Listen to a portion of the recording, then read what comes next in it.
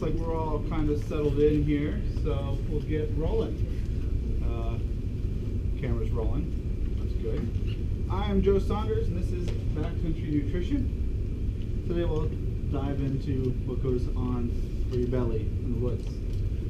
A couple quick facts that a lot of people don't realize, and why it's kind of important to plan out your food is for every 8 hours of hiking, the average calorie burn is 4,000 to 5,000 calories. You got to think you're carrying a pack with a lot of weight up and down hills. So you're really burning a lot of fuel. Your average weight of food is going to be 2 pounds a day, and your average liter of water is 2.2 pounds. So that's a lot of weight. So how do we pack food and manage to keep that weight down? One thing I always look for, I call them ultralight foods, or just foods with a high caloric density. Aim for stuff that has 120 to 130 calories per ounce or more. Nuts and nut butters are a really good example. Peanut butter has about 165 calories per ounce. Almonds have about 160. The Trader Joe's ones do. That's what they tell me at least. Certain walnuts can have up to 180 calories. So you really pack a lot. So if you put those in your trail mixes, you can pull those out and put them into other recipes while if you're not eating a specific nut or something, or you're saving it. Really good source there. Tortillas. I really like tortillas because they pack flat. I'm not crushing my bread. Crackers never seem to stay in cracker form. It's cracker dust by the time you get to camp.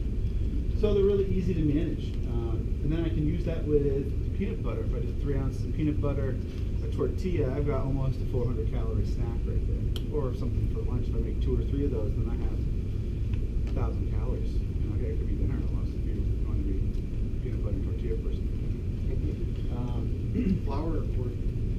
I use flour just because they're a little more malleable, so if they get flopped around. I usually keep them in the brain of my backpack when I'm hiking, because I usually eat them for like lunch, so I keep my lunch up there anyways. And then you can also use them for other things. I take certain meals, maybe not mac and cheese, but maybe something like this Southwestern style masa. And I'll put that in the tortilla, and maybe I'll sprinkle some hard cheese on there or something, or cheddar. And then that'll be a nice little burrito meal for dinner. Or you can put your mashed potatoes in there too. It's really good actually. Pro bars, Cliff bars, what you call them. I like Pro bars. They sold out unfortunately, but Cliff bars, not necessarily a meal supplement, but they're pretty lightweight. This guy's 260 calories, so supplement, snack. Pair that with some peanut butter and tortilla for lunch, something of that nature. Olive oil. Olive oil, you can get up to 100 calories per ounce in olive oil, and I usually carry it in a little container like this, maybe a little larger, and you can add that to your dinners. You can obviously use that to fry something up. I add it to any of my pastas and sometimes my mountain houses. You don't really notice that you have just olive oil in there, and you've just added more fuel to your fire. I don't try to use it too much because it's a quick burn. It's not like carbohydrates, which we'll get into in a little bit. And then various dried fruits and berries, also very high in calories. I use those in my trail mixes as well. I use them when I make my granolas. Oatmeal, put it in my oatmeal in the morning. And a lot of these things I'll put, like nuts, berries, dried fruits, I'll put all in my trail mix with some chocolate, and then I use it for other things as well. Like I said, I'll put it in my oatmeal. Chocolate cranberry oatmeal is pretty awesome in the morning. So kind of try to keep it versatile. Now you can kind of spice everything up every once in a while. But your main source of energy is going to be your carbs. I try to aim for 70% of my diet out there to be carbs. Yeah, you're going to burn some fat. You can't really carry all those calories, 5,000, 6,000 calorie surplus a day. It's just going to be really heavy. So I like to keep things that are going to give me a lot of energy throughout my day. So I like to use, if I can, unrefined carbs. Something like quinoa, something like a brown rice, for example. That's going to have, a little more of a sustained energy. If you're just eating, mac and cheese, that's still going to be a good burn, but it's not going to be as sustained as something that's unrefined. You've got to process it. If you be lightweight. You know, you got your instant mashed potatoes and your flat pack, they're pretty lightweight. And a lot of your carbs, like pastas and, you know, the carbs in your freeze-dried meals, they're all going to be, all the water is going to be dried out. So it's going to be lightweight because there's no water weight there. You're going to put that in later. And they're easy to prepare. I mean, just boil water. I do some luxurious meals, especially when my wife's along. But for the most part, it's boil, rehydrate, eat. Because after 15, 20 miles, I'm a little tired. Some foods that I would, you know, take with me. Like I've already gone over some of these: oatmeal, cured meats. Cured meats are really, really nice because, you know, even in this temperature, if you're carrying some pepperoni or some salami, for example, it's not going to spoil. It's actually got some good salts in there, so if it's really hot, you might be drinking a lot of water, but you've got to supplement that salt. Eat some pepperoni, crackers, and cheese for a snack and kind of get your salt content back up there. Dried fruits, like I said. Couscous is one of my favorite dinners. I'll mix that with a bunch of things. Soup delicious. Rice, quinoa again, freeze-dried meals, nuts and seeds, instant grits. I love instant grits in the morning. A little bit of that, a little bit of nutritional yeast, some crumbled bacon, salad dressing bacon, and you have a really savory breakfast if you're not a sweet breakfast kind of person. Hummus. You can make hummus and freeze-dried, or you can buy it freeze-dried. I actually don't boil water for that. I'll just do it cold in a container, and then I can put that on a pita or a tortilla wrap and have a lunch. Or a nice, really nice snack. Rice and beans. You know, those packs of rice and beans at the store that are like $1. Super tasty, super delicious.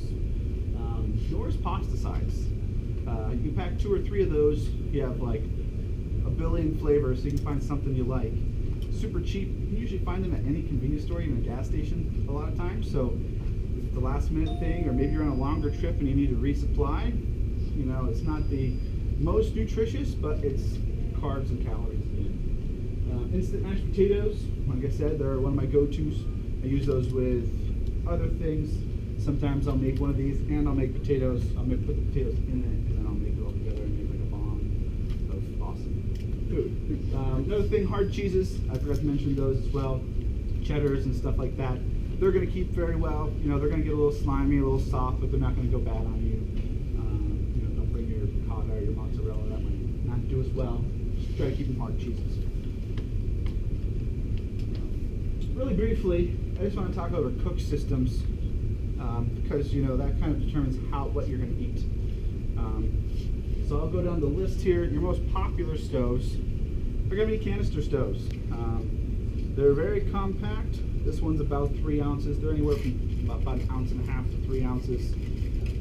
They screw under these canisters with a flick of a lighter, or some are instant. They have an instant igniter. You have a flame. They're really convenient. You can find these everywhere now. I mean, obviously we sell them, but if you're on a trip, you obviously can't fly with them. You can go to any Walmart and they'll have a variant of these. It doesn't matter. You don't have to be brand specific. They're all isobutane of like almost the same mixture. They might say it's proprietary and burns better, but I've never seen any performance like loss. So they're very convenient in that way. The downside is you don't really have much adjustability. It's on, it's off. So, and you know, it's not too big, so I'm not going to be using a big pot like this a lot of times. It's going to come unstable. Most of the times I'm going to either use my mug, which doubles as a pot for me when I go solo. Okay. And then I also use this titanium pot in particular. This is the one I have. It's made by MSR. It matches perfectly. I can boil 1 liter of water, which is enough for my meal. A lot of these meals I'll do 2 cups of water, and I have enough for a brew of tea or coffee as well. Your next styles of stoves are alcohol. So an alcohol stove is super light. It's very minimal. It's like one of the first styles of stoves that was out there. Basically, you take denatured alcohol, like so. You can also use, I can't remember what it's for. It's called heat. It's from the automotive store. It's not going to harm you. It comes in a yellow bottle. It's like $2 bottle, and you can use that to fuel your alcohol stove as well. I usually carry a bigger version of this guy. I actually used an old Camp Suds biodegradable soap container to use from alcohol. Squeeze it in there.